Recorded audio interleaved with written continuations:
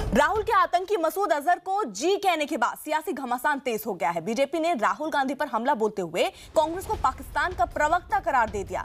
कल राहुल गांधी ने दिल्ली में कांग्रेस कार्यकर्ताओं की एक सभा में जैश-ए-मोहम्मद के सरगना मसूद अजहर को जी कहकर तंज करते हुए बीजेपी पर हमला बोला। इसके बाद कांग्रेस ने ट्वीट करते हुए केंद्रीय मंत्री रविशंकर प्रसाद का एक पुराना बयान दिखाया, जिसमें उन्होंने हाफिज सईद को जी कहा था। मसूद अजहर याद होगा। अब ये 56 इंच वाले छाती वाले, आपको याद होगा जब इनकी पिछली सरकार थी तो एयरक्राफ्ट में मसूद अजहर जी के साथ बैठकर, जो आज नेशनल सिक्योरिटी एडवाइजर हैं अजीत डोभाल, मसूद अजहर को जाकर कांदाहार में हवाले करके आ गए थे। राहुल के भाषण के थोड़ी ही देर बाद बीजेपी ने इस मसले पर हमले शुरू कर दिए। बीजेपी ने अपने ऑफिशियल ट्विटर हैंडल से राहुल के भाषण का और मेरे भाइयों, आपके इस प्रेम भरे स्वागत के लिए मैं बहुत बहुत आभारी हूं। मुझे मालूम था कि आज मीटिंग है, लेकिन मन में सोचा था कि मुझे शायद भाषण देने की जरूरत ना पड़े, तो मैं भाषण नहीं देती। आपसे दो शब्द कहती हूं जो मेरे दिल में है। पहली बार मैं गुजरात आई हूं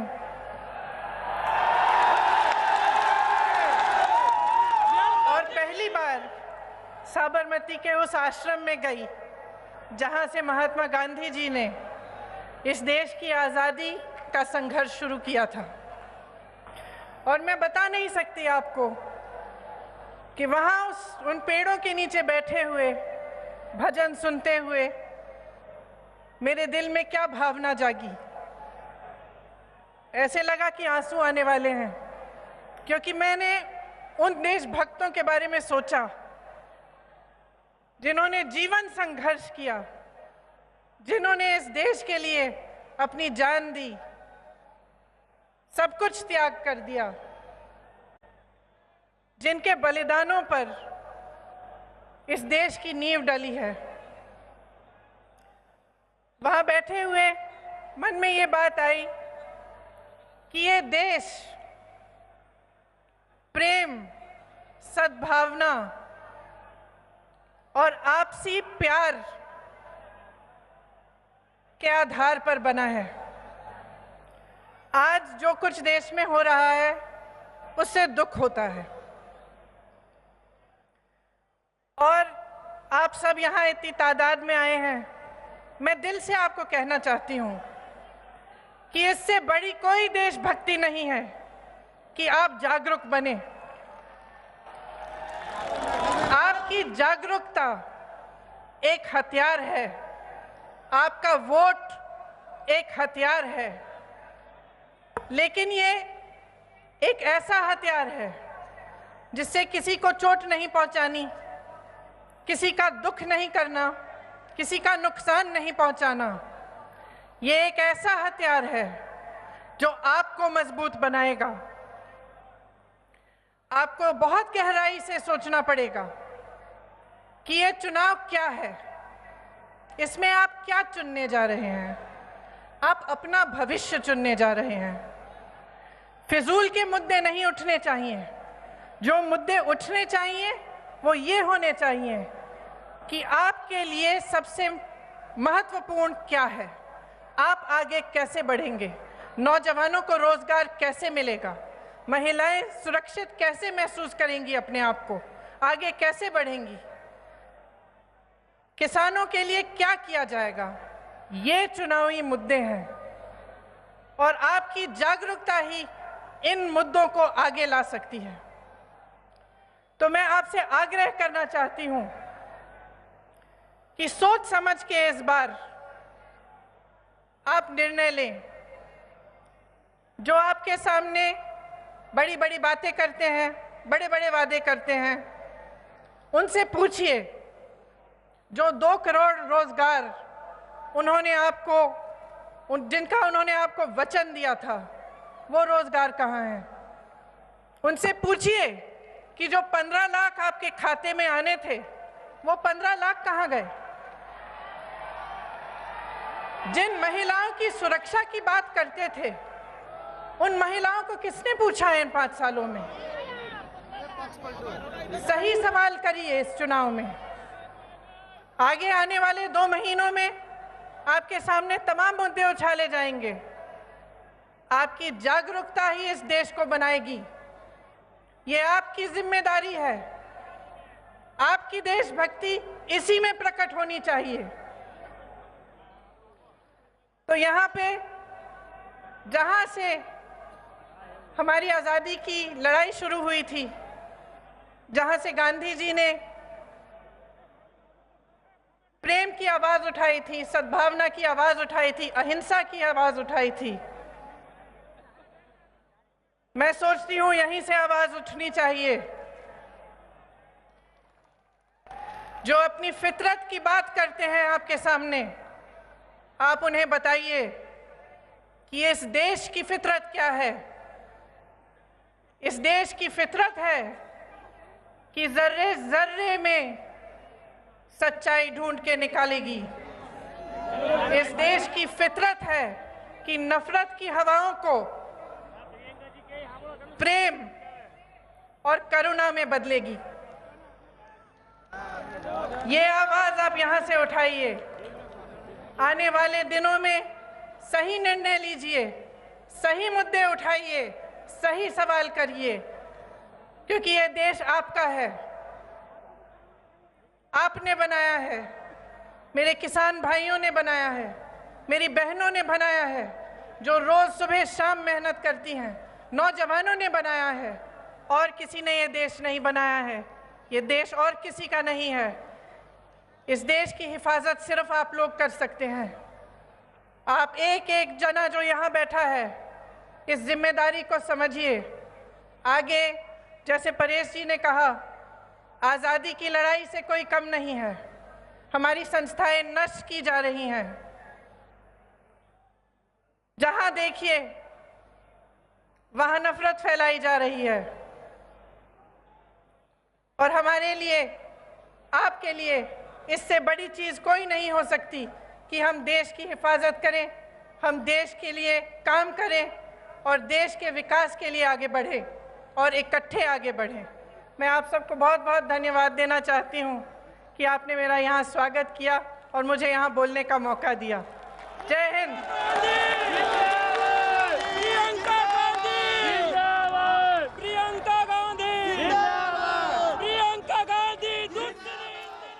तो प्रियंका गांधी पीएम मोदी के गढ़ में हुंकार भरती हुई अपने कहते चुनावी श्रृंखला जो उन्होंने किया है वो इसी मंच से, इसी जगह से, गुजरात से करती हुई नजर आ रही हैं। और उन्होंने कई आरोप सीधे तौर पर लेकिन बखूबी ढंग से अपनी बात यहां पर कही और ये कहा कि भाई देखिए देश के बारे में सोचना होगा।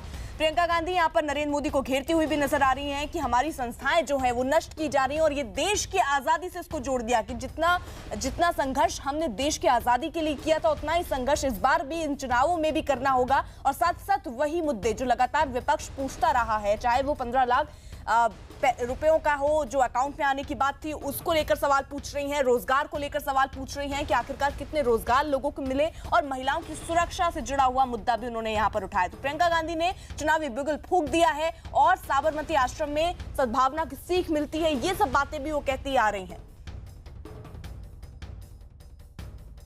आप सब यहाँ इतनी तादाद में आए हैं, मैं दिल से आपको कहना चाहती हूँ कि इससे बड़ी कोई देशभक्ति नहीं है कि आप जागरूक बने। आपकी जागरूकता एक हथियार है, आपका वोट एक हथियार है, लेकिन ये एक ऐसा हथियार है जिससे किसी को चोट नहीं पहुंचानी, किसी का दुख नहीं करना, किसी का नुकसान नहीं पहुंचाना। ये एक ऐसा हथियार है जो आपको मजबूत बनाएगा। आपको बहुत गहराई से सोचना पड़ेगा कि ये चुनाव क्या है, इसमें आप क्या चुनने जा रहे हैं। आप अपना भविष्य चुनने जा रहे हैं। फिजूल के मुद्दे नहीं उठने चाहिए। जो मुद्दे उठने चाहिए वो ये होने चाहिए कि आपके लिए सबसे महत्वपूर्ण क्या है, आप आगे कैसे बढ़ेंगे, नौजवानों को रोजगार कैसे मिलेगा, महिलाएं सुरक्षित कैसे महसूस करेंगी अपने आप को, आगे कैसे बढ़ेंगी, किसानों के लिए क्या किया जाएगा। ये चुनावी मुद्दे हैं और आपकी जागरूकता ही इन मुद्दों को आगे ला सकती है। तो प्रियंका गांधी जो कि अहमदाबाद में पहुंची, सीडब्ल्यूसी की वहां पर बैठक थी, उसके बाद उन्होंने मंच पर वो आई और उन्होंने इस बात का जिक्र किया कि भारी तादाद में लोग वहां पहुंचे हैं और उसका उन्होंने शुक्रिया अदा किया और साथ ही साथ उन्होंने कई खास बातें यहां पर कही और जो एजेंडा बेसिकली सीडब्ल्यूसी के में तय हुआ वही मुद्दे यहां पर वो उठाती हुई नजर आई, क्योंकि ये पहले भी साफ कर दिया गया सीडब्ल्यूसी की जब बैठक खत्म हुई कि इसमें जो देश से जुड़े मुद्दे होंगे, चुनाव प्रचार में हम इन्हीं मुद्दों के साथ आगे बढ़ेंगे और 2019 का लोकसभा चुनाव हम इन्हीं ग्राउंड पर लड़ेंगे। उनमें सबसे खास महिला सुरक्षा की बात जो उन्होंने आज अपने इस चुनावी भाषण में भी कह दिया। साथ ही साथ उन्होंने रोजगार का मुद्दा भी यहां पर उठाया और 15 लाख जैसा वादा और दावा किया गया था पुरानी सरकार के द्वारा, वो ये कहती हुई नजर आ रही हैं और सीधे तौर पर मोदी सरकार को घेरती हुई नजर आ रही हैं। और एक और खास बात उन्होंने कही कि इस वक्त आपको जागरूक बनने की जरूरत है और देश की आजादी की बात से उन्होंने इस लड़ाई को देश की आजादी से जोड़ दिया कि जितना संघर्ष हमें देश की आजादी के वक्त करना पड़ा था, वैसा ही कुछ हमें इस लोकसभा चुनाव में भी बढ़ चढ़कर आगे आना होगा क्योंकि देश खतरे में है। इनडायरेक्टली ये कहते हुए प्रियंका गांधी नजर आ रही हैं और ये कहती हुई नजर आ रही हैं कि अब सोचना होगा कि आप किसको वोट देने जा रहे हैं। तो सीधे सीधे तौर पर यहां पर एनडीए की सरकार और पीएम नरेंद्र मोदी पर निशाना साधती हुई प्रियंका गांधी और साथ ही साथ चुनावी बुगल फूंक चुकी हैं वो और एक तरीके से पहली रैली, पहला भाषण आज पीएम मोदी के गढ़ गुजरात में ही देती हुई प्रियंका गांधी नजर आई। लेकिन उनका अंदाज जो है वो बहुत जुदा है और जो आम जनता है, जो कार्यकर्ता है कांग्रेस के, वो उनमें इंदिरा गांधी की छवि देखते हैं और इसीलिए उनको सुनने के लिए काफी लोग भारी तादाद में भी वहां पहुंचे थे। प्रेम शुक्ला इस वक्त हमारे साथ जुड़ चुके हैं। प्रेम शुक्ला जी, आज एक तरीके से कहें प्रियंका गांधी मैदान में उतर चुकी हैं और आज उनका पीएम मोदी के गढ़ से भाषण और उन्होंने सीधे तौर पर पीएम मोदी पर निशाना साधा और कहा 15 लाख कहां है। उनके साथ संकट है कि रोटी कपड़ा और मकान 1947 से दे रहे थे 2014 तक कितने मकान दे दिए, कितनों की गरीबी दूर की, कितने शौचालयों का निर्माण किया, कितने घरों में बिजली पहुंचाई, कितनों के लिए अस्पताल बनवाया, कितनों को दवाएं दी, कुछ नहीं दिया उन्होंने। 1.5 करोड़ लोगों को मकान दिया मोदी जी ने 5 वर्ष के भीतर। 70-90% लोग जो है पूरी तरह से जिनके घरों में शौचालय आ गया।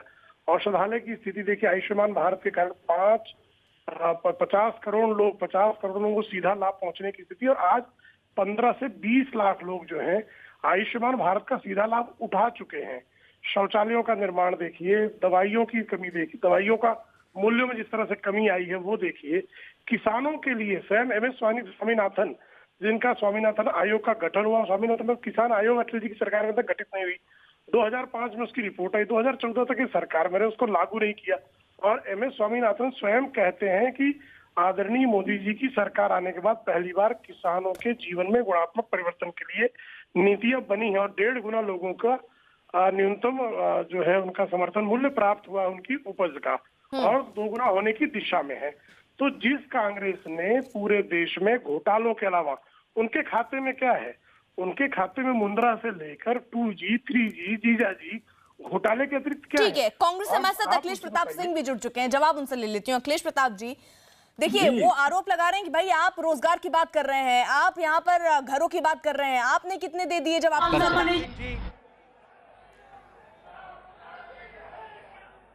श्रीमती सोनिया गांधी जी, केसी वेणुगोपाल जी, अहमद पटेल जी, राजीव सातव जी, अमित चावड़ा जी, परेश धनानी जी, कांग्रेस वर्किंग कमेटी के सब मेंबर्स, गुजरात के सब एमएलएज, सीनियर नेता, यूथ कांग्रेस, NSUI सेवा दल, महिला कांग्रेस के हमारे सब लोग, प्रेस के हमारे मित्रों, भाइयों और बहनों, आप सबका यहां बहुत बहुत स्वागत। बहुत गर्मी है और हमारा प्रोग्राम 1-1.5 घंटा लेट चल रहा है, तो आपको कष्ट हुआ, इसके लिए मैं आपसे शुरुआत में माफी मांगना चाहता हूं।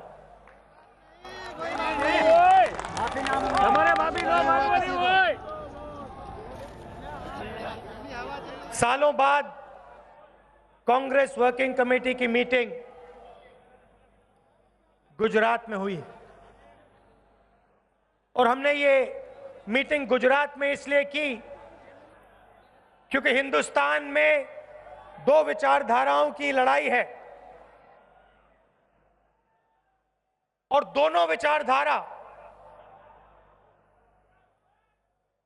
गुजरात में आपको मिलेंगी। एक तरफ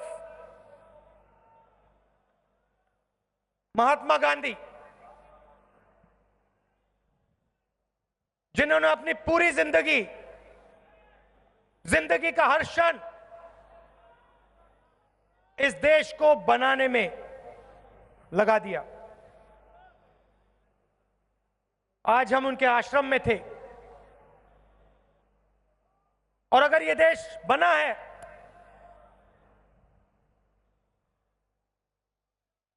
तो महात्मा गांधी और गुजरात ने इस देश को बनाया है। और आज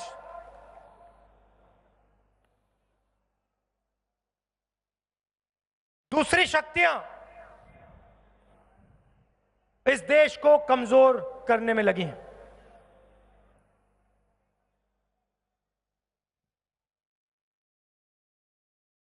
आप देखिए, इतिहास में पहली बार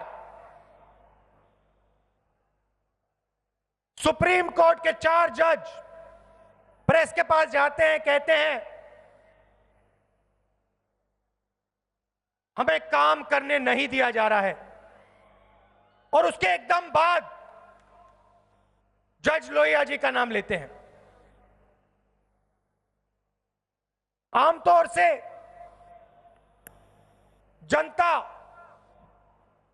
सुप्रीम कोर्ट के पास जाती है न्याय के लिए।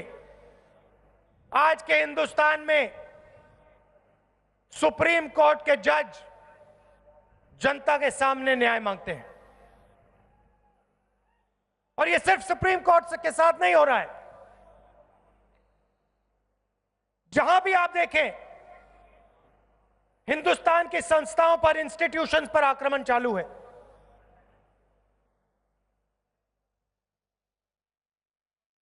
लोगों को बांटा जा रहा है, नफरत फैलाई जा रही है, और जो सच्चे मुद्दे हैं उनकी बात सरकार नहीं करती। हिंदुस्तान के सामने सच्चे मुद्दे कौन से हैं? सबसे पहला और सबसे बड़ा मुद्दा बेरोजगारी। आज हिंदुस्तान में 45 साल से ज्यादा बेरोजगारी है। Narendra Modi ji make in India की बात करते हैं, स्टार्टअप इंडिया की बात करते हैं,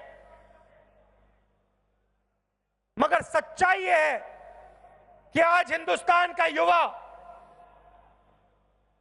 अलग अलग प्रदेशों में रोजगार ढूंढते भटक रहा है।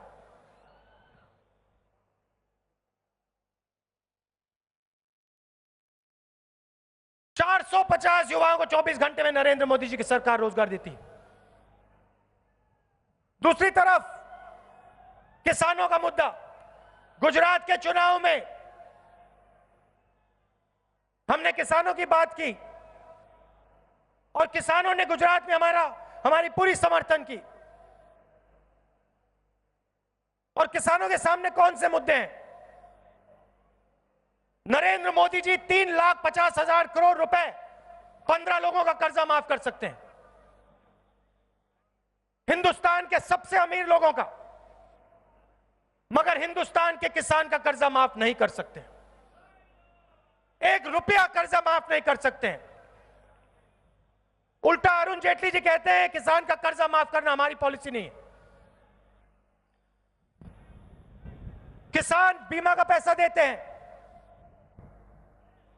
और जब आंधी तूफान आता है तो फायदा उन्हीं 15 लोगों की कंपनी को होता है। आप पैसा भरो और सीधा का सीधा पैसा उनकी जेब में जाता है। मध्य प्रदेश में, छत्तीसगढ़, राजस्थान में चुनाव थे, हमने रोजगार का, किसान का मुद्दा उठाया और हमने वहां साफ कह दिया, और वही बात मैंने गुजरात में कही थी कि देखिए हम जो